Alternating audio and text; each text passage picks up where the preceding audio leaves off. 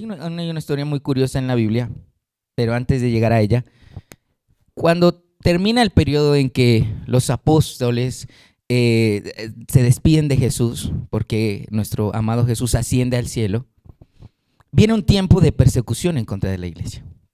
Y lo curioso de esto es que los apóstoles, Jesús les dijo a ellos, yo voy a venir pronto. Y ellos estaban, pues para ellos la palabra pronto era, exacto, rápido, que él no se iba a demorar. Pero ¿qué pasó? Empezaron a pasar los años y Jesús no volvía y no volvía. Es como cuando él les hace la promesa, yo voy a resucitar 3 días después, y ellos no entendían, no creían, pero una vez el Señor resucita, ellos dicen, si es pronto, el Señor va a venir, no, y no viene. Y hasta hoy el Señor no ha venido todavía por su iglesia. Creemos que son tiempos finales, que ahora sí es el pronto del Señor, así que todos vamos a estar preparados. Por eso le digo, aproveche, disfrute a su familia aquí y ahora, aproveche lo que tiene aquí y ahora, porque en el cielo las cosas van a ser diferentes. Bueno, pasa, Jesús no viene, empiezan a ser asesinados todos los apóstoles, empiezan a morir crucificados, degollados, quemados, torturados por predicar el nombre de Jesús. Y la enseñanza de Jesús empieza a perderse. ¿Por qué? Porque en ese tiempo la enseñanza era de voz a voz. Por ejemplo, yo le digo a Miriancita, le paso uno de los trabajos que yo me desempeño y le digo, mira Miriancita, aquí vamos a utilizar este programa y con estas y estas teclas se hace así, así y así, y al otro día ya no vuelvo más. Eso mismo pasaba. Y ellos se miraron en la obligación de escribir el Nuevo Testamento. Empezaron a escribir los evangelios. Aparece Lucas, Mateo, Marcos, Juan. Empieza Pablo a ver la necesidad de esas cartas para que quedara escrito la enseñanza de Jesús, porque se había empezado a tergiversar mucho. Estamos claros hasta aquí, ¿verdad? La enseñanza de Jesús empezó a disolver y empezaron a enseñar cosas extrañas. Por ejemplo, que Jesús jamás había venido aquí a la tierra, que había sido un ángel el que había estado. Otras personas negaban la santidad de Jesús, creían que era un hombre bueno, amable, honesto, que iba en contra de este gobierno, del gobierno corrupto de ese tiempo, perdón, casi digo que pero era el de ese tiempo, y no se ría, por favor, de ese tiempo, y no creían que fuera Dios. Entonces todas las enseñanzas empezaron a percibir, empezaron a manifestarse. Entonces yo le preguntaba a Steven, ¿quién es Jesús? Y Steven me decía, es un ángel. Y yo le preguntaba a Miriam, ¿quién es Jesús? Y Miriam decía, un tipo buena onda, viene en contra del gobierno. Y le preguntaba a otro, le preguntaba, ¿quién es Jesús? Y él decía, el Hijo de Dios. Entonces por esa razón se hizo necesario escribir la Biblia que usted tiene o que yo tengo en estos momentos. Por esa razón escribieron no la Biblia, sino el Nuevo Testamento, y mueren todos los apóstoles. ¿Listo? Mueren ellos. ¿Y qué pasó cuando mueren ellos? Dejan estos escritos y nuevamente empiezan a ser malinterpretados. Resulta que entre todo eso se levanta una enseñanza que le decía a la gente, porque las personas tenían el miedo de irse al infierno. Diga conmigo infierno. Mira a la persona que tiene a su lado, dígale, infierno, infierno. ¿Y qué pasó? Hubo una enseñanza que se levantó en ese tiempo del catolicismo, en que empezaron a venderse las indulgencias. Yo le decía, Miriancita, deme 100,000 pesos y que le aseguro que usted cuando se muera, no importa lo mala que sea, lo que haga, el cielo la está esperando. Y eso se empezó a vender, ¿cómo diríamos nosotros? Como pan caliente. Muy bien, perfecto. Así se vendía. Y de igual manera empezaron a vender indulgencias para la gente que ya estaba muerta. Entonces decía, a usted se le murió su padre, ¿cierto? Entonces, sí, Señor. ¿Y usted cree que su padre está en el purgatorio? Sí, Señor. Le vendo esta indulgencia, como decir este papelito, era literal un papel, y decían, usted me compra este papel y su familiar de una sale del purgatorio y se va a disfrutar del reino de los cielos. Entonces, nuevamente, eso también se vendió como pan caliente. Y todas las personas que venían con la enseñanza de los discípulos empezaron a ver que qué estaba pasando. Entre ellos había un hombre que se llamaba Martín Lutero. ¿Listo? ¿Cómo se llamaba? Muy bien, Martín Lutero. Este hombre era un sacerdote y él empieza a ver que la Iglesia Católica empieza a vender todas estas indulgencias y él dice, no, no creo que la Biblia diga esto. Y la Biblia estaba en ese momento, estamos hablando de Alemania, estaba en latín, ¿ok? Y no todo el mundo tenía el acceso a hablar a latín. Y este hombre, Martín Lutero, empieza a leer la Biblia. ¿Por qué razón? Porque él tenía miedo al infierno. Él vivía con ese temor constante a que si se moría, sus pecados lo iban a condenar. Y él empieza a estudiar la Biblia una y otra vez. Y dice la Biblia, dice la Biblia todavía, dice la historia que el afán de él tan intenso del miedo al infierno lo hacía que pasara días enteros acostado en la habitación de su cuarto, acostado boca abajo, días enteros sin comer nada, pidiéndole a Dios misericordia, que tuviera misericordia de su alma, porque él no sabía lo que nosotros sabemos, que es la gracia. Y dicen otros que una vez tuvieron que entrar a su cuarto, tumbar la puerta porque no se sabía nada de él y él era el que oficiaba las misas. Entran y lo encuentran completamente desmayado porque no había comido en semanas. Su cuerpo estaba demacrado y ya empezaron a creer que él estaba loco. Y los sacerdotes, los demás ministros le decían que no se torturara de esa manera, que con hacer las misas y lo que él hacía era suficiente, pero él se sentía el más vil de los pecadores. Y resulta que entre esas, él descubre un texto que es Gálatas 3. ¿Ok? Gálatas 3. Y antes de que lleguemos a ese texto, les sigo contando la historia. Este hombre descubre, y mira a la persona que tiene a su lado, dígale, solo fe. Mírelo, dígale, solo fe. Él descubre después de muchos años que solo la fe lo podía salvar. Y él se levanta como diga conmigo esta palabra, reformador. ¿Cómo se levantó? ¿Cómo? Reformador. Porque él viene y se levanta en la Iglesia Católica y dice, no, momento. Eso de andar vendiendo papelitos que mis pecados son perdonados es falso. Todo eso se lo han inventado en la Iglesia Católica, él siendo sacerdote, y él se levanta en contra de esto. Y precisamente después de la enseñanza de Martín Lutero es que gracias a él es que nosotros tenemos la Biblia en español, porque él toma la Biblia que estaba toda en latín y la traduce al alemán. Y una vez es traducida al alemán, es más fácil para los alemanes traducirla a otros idiomas, el ruso, y empiezan había un hombre entre ellos que lo llamaban el contrabandista, porque él llevaba Biblias escondidas, traducidas al idioma de cada región a la que iba, de contrabando. Y él iba y las entregaba y ayudaba a la gente y las metía en caletas, en las carretas de caballos, en bolsos, entre pieles, para poder llevar esa Biblia a las personas. Hasta que un día lo encuentran y lastimosamente es asesinado a causa de ser el contrabandista de Biblias. Y muchas de estas personas decidieron entregar su vida al Señor, pero la pregunta es, ¿por qué lo hicieron? ¿Cómo lograron eso? Sí, ¿cómo lograron superar todas esas dificultades y decir, yo estoy dispuesto a servir al Señor? Y entre todo eso se levantan, en los reformadores se levantan unos principios inamovibles. Diga conmigo, inamovibles. No negociables, inamovibles. ¿Listo? Y entre esos se levanta el nombre de la prédica de hoy, que es sola fide. ¿Cómo se llama? ¿Qué? ¿Qué es eso? ¿Qué es eso, Juan? Sola fide, una de las verdades no negociables que levantaron los reformadores, ¿sí? Luego vamos a estar hablando de las demás.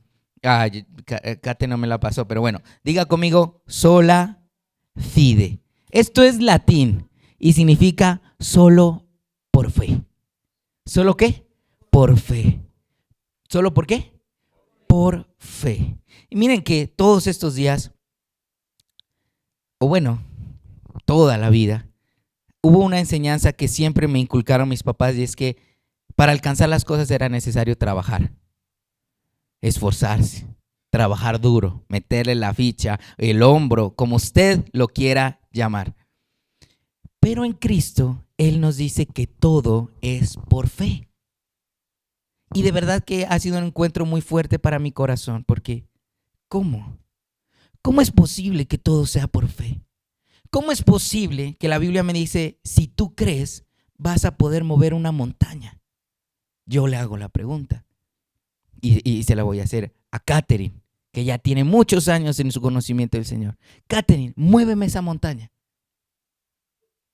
Su risa me lo dice todo, ¿ok? ¿Cómo es esa fe para caminar sobre el agua?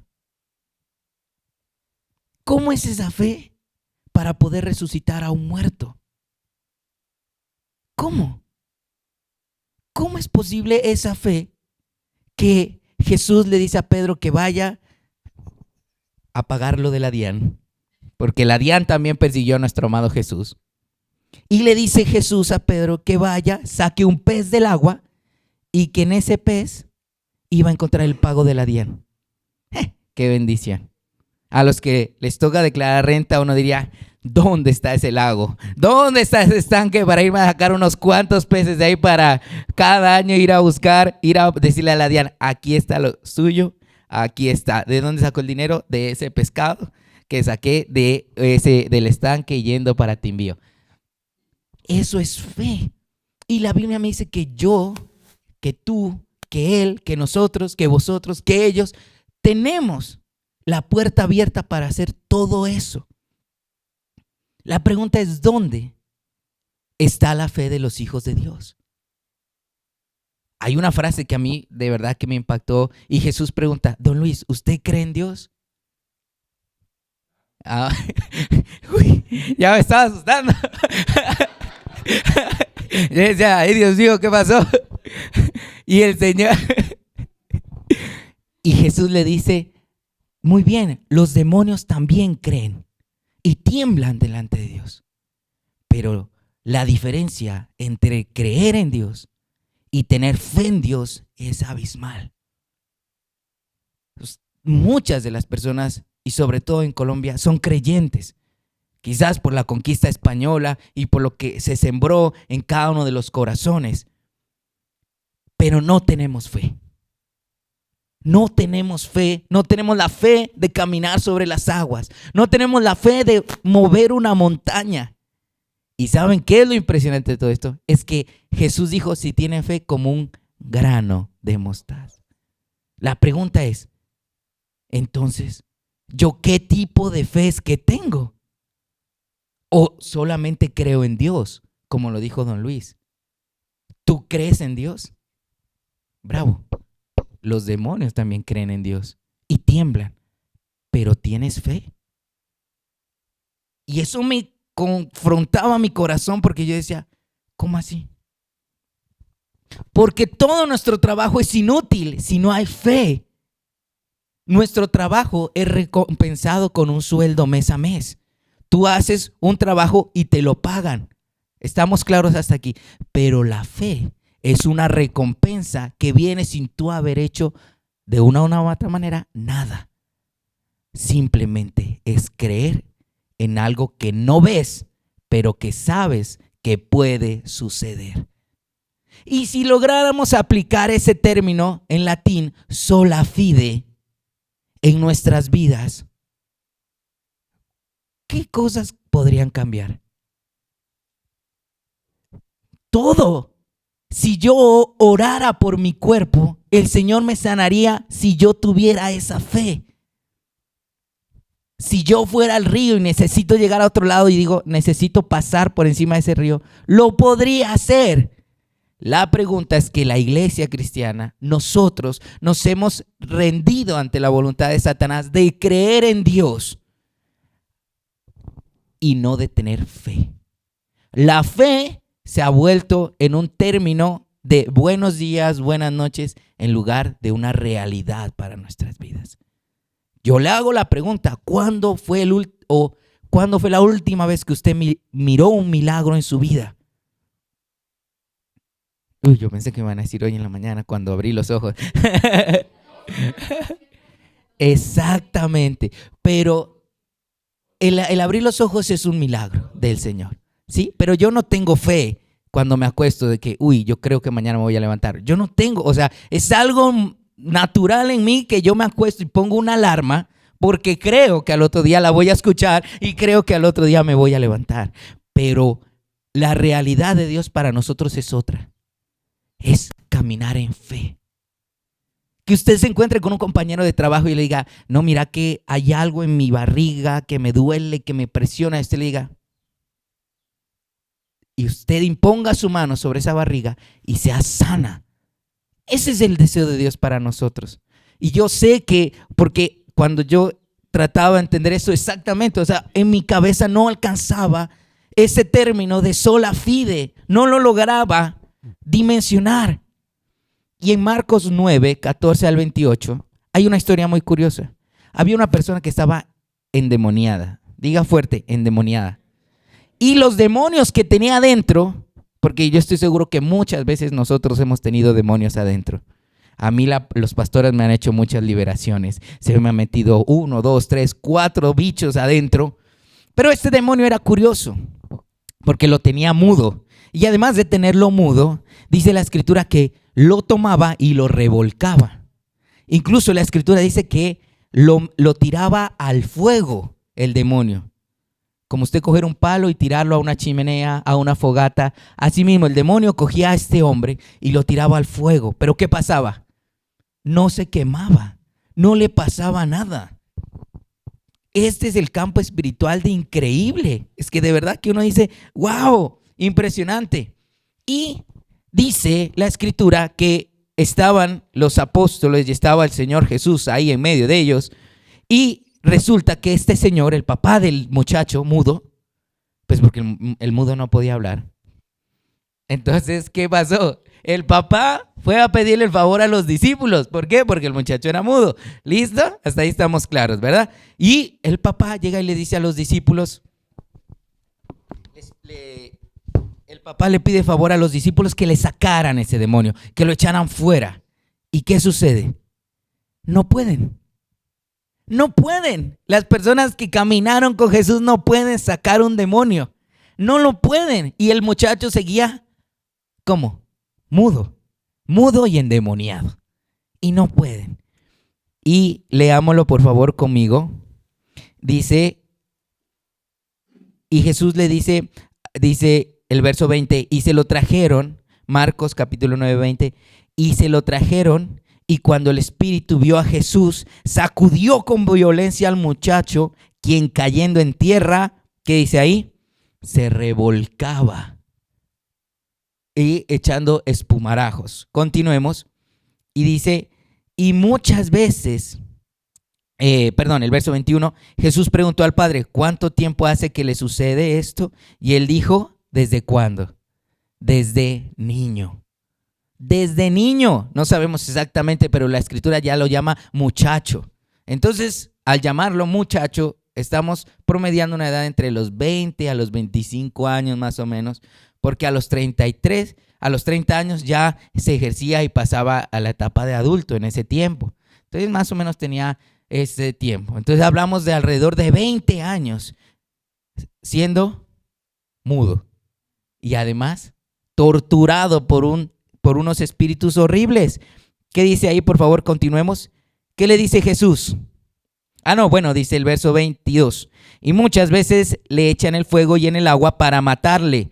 Pero si puedes hacer algo, ten misericordia de nosotros y ayúdanos. Es impresionante la frase de este hombre. Pero si puedes hacer algo. Eso es nuestra oración. O cuando suceden nuestros problemas, eso es lo que le estamos diciendo a Dios. Por si acaso, Señor, si puedes hacer algo con este pago, si puedes hacer algo con esta enfermedad, cualquier cosita, cualquier limosna que me tires desde el cielo, la recibo, Señor. En lugar de empoderarnos de todo lo que ya tenemos. Nuevamente le digo, pequeño como una mostaza y puedo mover una montaña. Sí, si yo les trajera el grano de mostaza aquí, quizás sería imperceptible para el ojo que no tenga buen ojo. Es un grano pequeño. Entonces, ¿a dónde debe estar mi fe para recibir una sanidad? ¿Cómo debe ser mi fe? Pequeñita, no necesito mucho. El problema es que muchas cosas que Dios está haciendo en nuestras vidas las hace por misericordia y no por nuestra fe. Y Dios quiere que nosotros empecemos a actuar por nuestra fe y que seamos llamados héroes de la fe y no ganadores de misericordia. Que seamos llamados héroes de la fe. Catherine, héroe de la fe. ¿Te gusta el título? Suena bonita. John Cadena, héroe de la fe, porque decidimos creer. Entonces el hombre, ¿qué le dice? Si puedes ayudarnos, haz algo. Jesús, ¿qué le dice? Si puedes creer. Jesús no se limita a él. O sea, Jesús no dice, claro que yo puedo. O sea, soy el Hijo de Dios, ¿ok? Tengo 12 apóstoles. No, él no dice, si yo vine del cielo, yo estaba sentado al lado de Dios, claro que yo puedo. El Señor se le limita completamente el rango a esa persona. Le dice, si crees, si puedes creer, no le dice yo puedo, porque obviamente el Señor Jesús pues, es el Señor Jesús. Por él fueron hechas todas las cosas. Él de una cierra el milagro y le dice, pues depende de ti, Luis. Depende de ti, John. Depende de ti, Miriam. Depende de ti, Juan. Depende de ti, Catherine, que ese milagro suceda. Y dice Jesús, si puedes creer, al que cree, todo le es posible. Wow. Wow. ¿Y qué dice ahí? E inmediatamente el padre del muchacho clamó y dijo, sí, creo. Y luego, ¿qué dice? Siga con la siguiente frase. Ayuda mi incredulidad. En otras versiones le está diciendo, sí creo, pero ayúdame a creer un poquito más. Yo creo, ayúdame a creer un poquito más. La pregunta, ¿oramos por nuestra fe? ¿Oramos en nuestra oración esta, Señor, aviva mi fe? Porque muchas de mis oraciones siempre es, Señor, haz esto, haz lo otro, ayúdame, derrama de tu presencia, dame de tu unción, enséñame, háblame. Pero me puse a fijarme en mis oraciones en esta semana y no le pedí a Dios que me dé fe. No le decía, Señor, dame fe en esta mañana, sino que le pedía otras cosas y me olvidaba de la fe. Eso es lo correcto. El fundamento de nosotros como cristianos es la fe. La fe. Y escuchaba a un teólogo que decía que el 90% de nuestro conocimiento es por fe. ¿Ok? Es por fe. Por ejemplo, Miriancita, regálame el nombre de tu mami. Rosa. ¿Y estás segura de que ella es tu madre? ¿Por qué? Porque ella te dijo que era tu mamá. Eso es fe. ¿Lo crees o lo dudas? Exactamente. ¿O necesitas una prueba de ADN? ¿Alguno de nosotros ha hecho una prueba de ADN para saber si es hijo de la persona que le dijo que era su mamá? Eso es fe. ¿Cierto? No, se nos dice que la tierra tiene determinados movimientos y lo creemos. Pero nosotros hemos ido al espacio a ver si es cierto. No, lo creemos. ¿Y yo lo dudo? No, simplemente lo creo. Eso es, el 90% de las cosas que sabemos es por fe. Aquí está la palabra de Dios. Y yo creo que esta es la palabra de Dios. Pero yo no los vi escribiendo esto. A ninguno. Yo no vi ni a Pedro escribiendo las cartas, ni a Pablo, ni a Juan, ni a Mateo, ni a Lucas. Yo no los vi escribiendo esto. Pero lo creo. ¿Y por qué nos cuesta creer que en muchos de nuestros asuntos puede intervenir el Señor? Precisamente ahora en octubre yo también tengo que presentar esa declaración de renta. Y siempre que me llama el contador, se me hace como que un nudo en la panza, porque pues con él hay que organizar, y se me hace un nudo en la panza. Y decía, si tan solo pudiera trasladar mi fe ahí y decir, ¿sabes qué, Señor? Descanso en ti. Tú me permitirás tomar ese pez, abrirle esa boca y si es necesario desgarañotarla, de par a par y sacar lo que haya que pagar.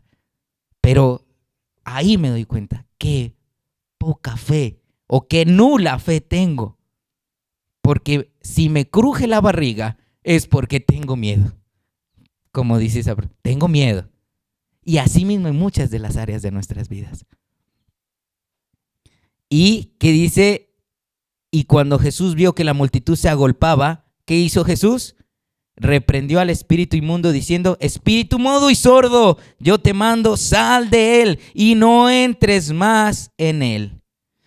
Jesús solo actuó después de que el Señor le dijo que sí creía. Solo así actuó Jesús. No actuó antes. No le puso la mano antes y le dijo, ahora sí, Steven. No le dijo eso. Simplemente el Señor actuó después de que Él le dijo, sí creo. ¿Y qué tal que nuestro milagro solo esté dependiendo de eso? De que nosotros digamos, sí creo y que suceda. Solo un grano de mostaza para mover una montaña. ¿Cuánto necesita usted para esa sanidad? ¿Cuánto necesita usted para ese trabajo? ¿Cuánto necesita usted para pagar esa deuda? ¿Es más grande que una montaña? ¿Su enfermedad es más grande que una montaña? ¿El milagro que usted necesita es más grande que una montaña? ¿Cuánta fe necesitamos? Mi reto es para que usted en esta semana despierte su fe y empiece a orar por su fe. Y empieces, cuando usted ore, Señor, hoy dame fe para creer que hoy van a suceder cosas sorprendentes, increíbles, maravillosas, gloriosas, sobrenaturales, impresionantes, increíbles, imperdibles, mejor dicho, inimaginables. ¿Y qué sucede a continuación? El versículo 26, por favor. ¿Qué hizo el Espíritu? Léalo fuerte ahí. Clamándolo, ¿y qué dice? Clamando y sacudiéndole con violencia, salió. Y él quedó como muerto, de modo que muchos decían, se murió. Ahora sí fue. Se murió. Qué curiosa esta historia, ¿verdad? Yo me imagino también a los apóstoles. Jesús mató a ese muchacho. Lo mató. Todos viendo así a un muchacho tirado ahí y viéndose los unos a los otros. Yo me imagino al Señor Jesús tan tranquilo, con una actitud tan serena. Y no sé el Padre, porque no nombran qué estaba pasando con la actitud del Padre, si empujó a Jesús y le dijo, ¿qué has hecho? ¿Mataste a mi hijo? O si todos quedaron... Pero dice que la otra gente sí. ¿Qué dice? Muchos decían, está muerto. Y cuando es muchos, es muchos. Aquí habemos pocos, pero muchos. ¿Usted se imagina toda esa cantidad de murmuración? Está muerto, está muerto, está muerto, está muerto, está muerto, está muerto. Y eso se empezó a regar ese coge, está muerto, está muerto. Y dice, pero Jesús, tomándole de la mano, le enderezó y se levantó. No hizo ninguna oración más Jesús. Lo toma de la mano y lo levanta. No le dice ni levántate y anda, ni el Espíritu vuelve a ti, nada. Y dice la Escritura, el versículo 28, cuando él entró en casa, sus discípulos le preguntaron aparte. ¿Qué le preguntaron ellos? ¿Por qué nosotros no pudimos? ¿Por qué no pudimos? Y la pregunta es, ¿por qué no podemos? ¿Por qué no podemos? Ahí está.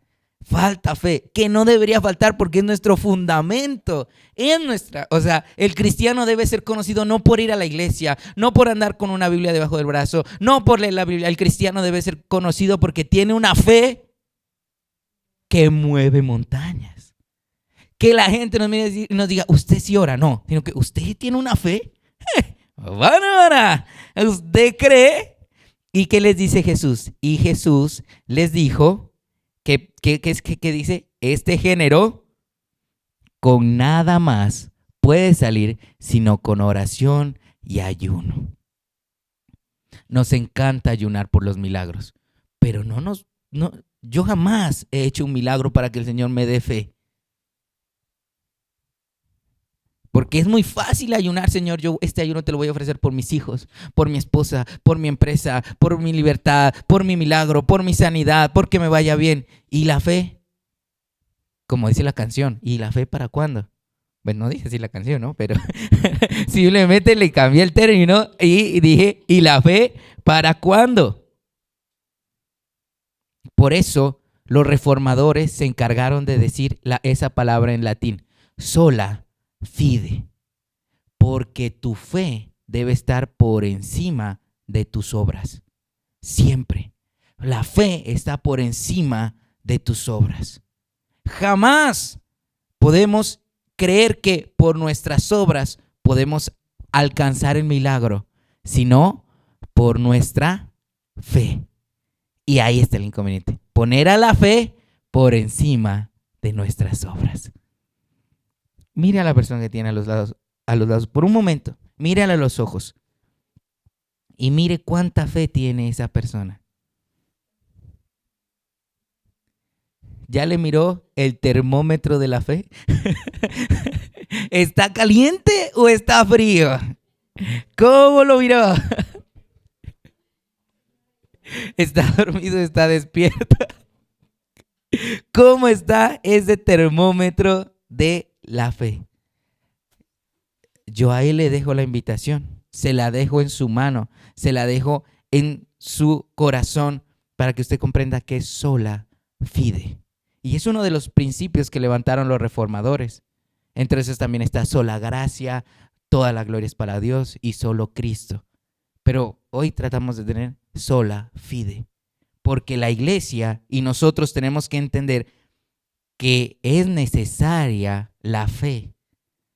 Y yo espero para el próximo fin de semana vamos a seguir tratando este tema de la fe, porque necesitamos, es un tema que abarca demasiado, pero mi reto para usted en esta semana es que ore por su fe, ore por su fe. Señor, aviva mi fe. ¿Y qué tal si don Luis, en medio de ese conducir de ambulancia, le extiende la mano al que está atrás y le dice, sé sano en el nombre de Jesús? No es necesario decir la enfermedad ni lo que le está pasando, si solo es ¿cómo? Solo fide, solo fe. Y el Señor de atrás se levante. Ojo, don Luis, no se vaya a asustar, así que vaya tranquilo. Yo no me vaya a asustar de que el que estaba atrás se le levantó y dijo, ¿yo qué hago aquí? Sí. Que el enfermero con el que vaya le diga, ¿usted qué hizo?